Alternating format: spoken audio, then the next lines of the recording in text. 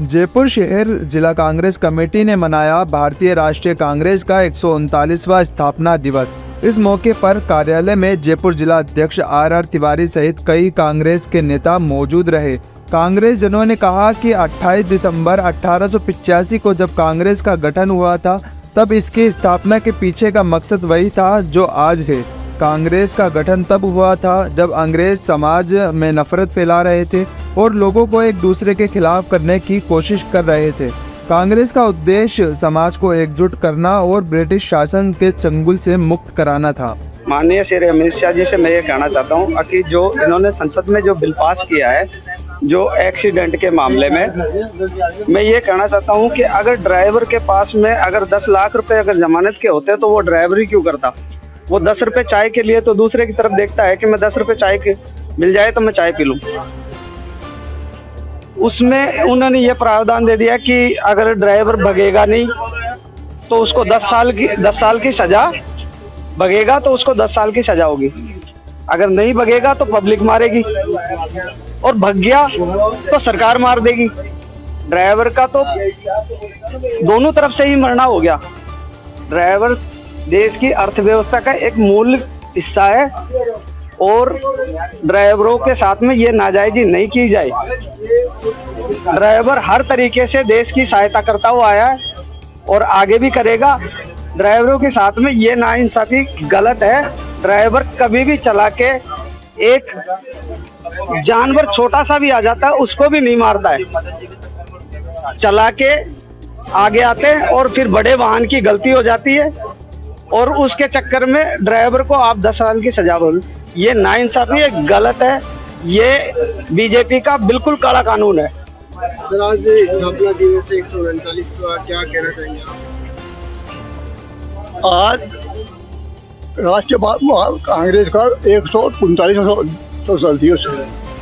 इस मौके में ये कहूँगा कि अपने कांग्रेस बंधुओं को, सभी को, जिस संगठन के माध्यम से आज़ादी मिली, जिस संगठन के माध्यम से यहाँ के शासक बने, उस संगठन को और मजबूत करने के लिए हम सबको एकजुट होकर के उसको ज़्यादा मजबूत करना चाहिए। अभी तक वो जो मजबूती की अगर बात कर लेते हैं तो मजबूत हो क्यों नहीं पा रहा? राजस्थान में जो सरकार आती है, राजस्थान में मौजूद था, आपको पता है राजस्थान में कांग्रेस की गवर्नमेंट थी, अभी चुनाव में आ रही, कोई बात नहीं। गवर्नमेंट होने के बावजूद दोबारा से रिपीट क्यों नहीं हो पाई, जबकि आपकी योजनाओं की काफी सब कुछ हुआ? अब ये तो साहब जनता जनार्दन के ऊपर निर्भर करता। जनता ने साथ दिया नहीं, जितना दिया होता, फिर भी हमारे 170 वोट आए, MLA है बुलंदशहर बोल। जनता की वजह से रहा है या फिर कोई टिकटों की वजह से? टिकटों का बंटवारा भी सही नहीं हुआ, इसका भी एक कारण था। 2024 के लोकसभा चुनाव नजदीक है, क्या कहना चाहेंगे सर आप? जमीन से जुड़ा हुआ कार्यकर्ता अगर मजबूत रहा तो लोकसभा में हम हमारी पूरी 25 सीटें लेने की कोशिश पूरी करेंगे। नजर आपको कुछ? बिल्कुल आएगी। इसके अंदर क्या बदलाव देखने को मिलेगा? बदलाव हमारा कांग्रेस का वापस पुनर्पण होगा और उसमें पूरे देश के अंदर बहुत ज्यादा सीटें आएगी। कांग्रेस क्या मुद्दे लेकर आ रही है इस बार देश के? महंगाई के बारे में सबसे ज्यादा मुद्दा है। केंद्र सरकार से आज तक कोई महंगाई संभल नहीं पाई है। हर बार वो कहते हैं, मुद्दों पे फेल हो जाते हैं। महंगाई और ये जो मुद्दे थे ना जो विकास के, उनको तो मतलब भूल गई जनता। उस धर्म के नाम पे वोटिंग की जा रही है, ये बहुत गलत है देश के लिए। आप एक महिला है और कांग्रेस से जुड़ी हुई है, तो क्या कहना चाहेंगे?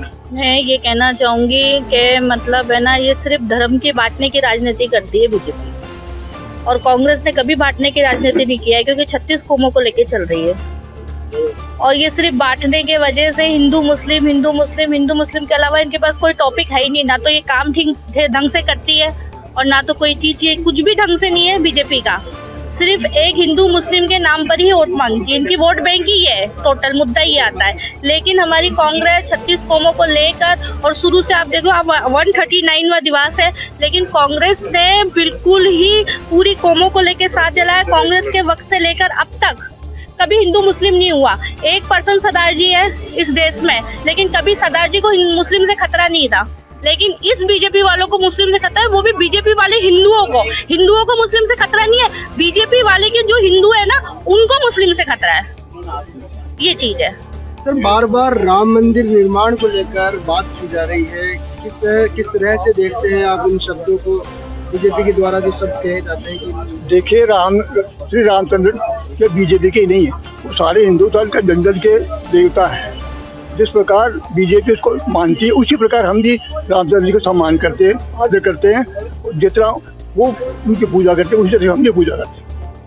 रामचंद्र भगवान सबके लिए समान है, चाहे बीजेपी हो, चाहे कांग्रेस हो, चाहे अमीर हो, चाहे गरीब।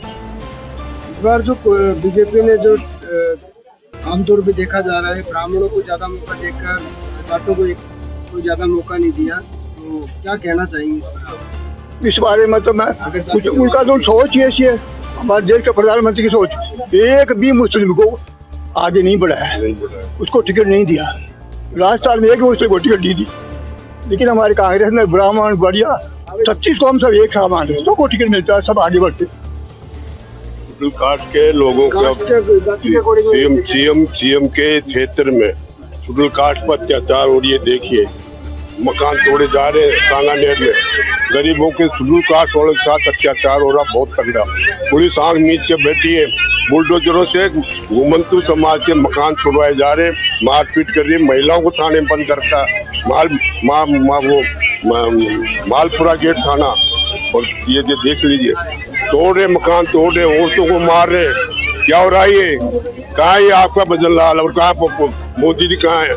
जो गुमंतुक समाज आज तक जिनके मकान तोड़ रहे सांगानेर में, खुद मुख्यमंत्री के घर क्षेत्र में, विधानसभा क्षेत्र में, क्या न्याय देंगे ये? मोदी जी क्या सोच रहे हैं? सोचे शेड्यूल कास्ट वाले मरे नहीं है, बैठा है तो उतार भी देंगे, हम उतरवा भी देंगे, 1 मिनट लगेगी। ये देखो ना, वीडियो देखो, पुलिस वाले कोई सुन रहा नहीं है। ये मकान तोड़ रहे हैं, मार रहे लोगों को, औरतों को मार रहे। पुलिस वालों ने मालपुरा थाना ने रात को कम से कम 12 बजे औरतों को छोड़ा है, बैठाए रखा है, उनके मकान तोड़ दिए। क्या होगा ये? क्या करेगी बीजेपी? क्या कह रही है? संघ शेड्यूल कास्ट वाले नहीं होते, संघ भी नहीं चले। सर आपसे एक सवाल है कि राजस्थान में बीजेपी की सरकार बन गई है, क्या उम्मीद करते हैं बीजेपी की सरकार? इनसे कुछ नहीं कर सकते। अत्याचार जो आज तक अत्याचार, आपको कह रहे हैं कि अत्याचार अत्याचार कर रहे नहीं है, सामने दिखा रहा हूँ ना मैं आपको। देखो मालवीय नगर की शाम की घटना है, जिसको एक दर्जनी है, जो महिला को, एक लड़की को उड़ा दिया गया, उमा शंकर के नाम से लड़की को। और वो जो ये घटना कल रात की, परसों रात की है। अब आप सोचो कि सरकार कब बनी है, बीजेपी कब आई है, भजनलाल जी कब शपथ ग्रहण किया है, तो आप कांग्रेस की बात करते हो, बीजेपी की बात करो। आज प्रेजेंट की बात करो। आज प्रेजेंट क्या हो रहा है?